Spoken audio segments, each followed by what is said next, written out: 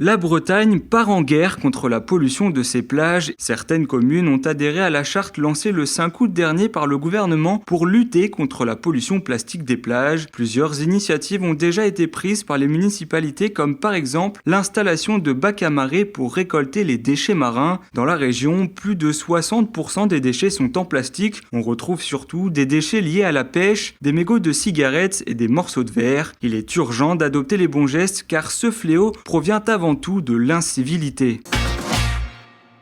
Le corps de l'octogénaire disparu depuis le lundi 8 août à Gouesnou a été découvert sans vie ce vendredi matin dans le ruisseau courant le long de la route départementale 13. Ce sont des volontaires de la réserve citoyenne communale qui ont découvert le corps. Il a été emmené dans la journée à l'Institut médico-légal de Brest pour une autopsie. Les causes du décès restent encore à déterminer.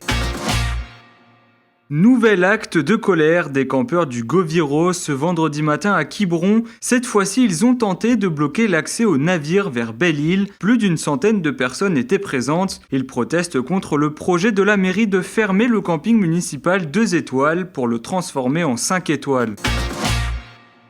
Plusieurs dégradations ont eu lieu la semaine dernière au sein de l'église de l'île de Molène. Des cierges ont été cassés et le mobilier abîmé. Un départ de feu a même été constaté à l'intérieur du lieu de culte. Jeudi 8 août, une passante a déclaré avoir aperçu 3 adolescents sortir en courant du bâtiment. Une plainte a été déposée, l'enquête de la gendarmerie se poursuit.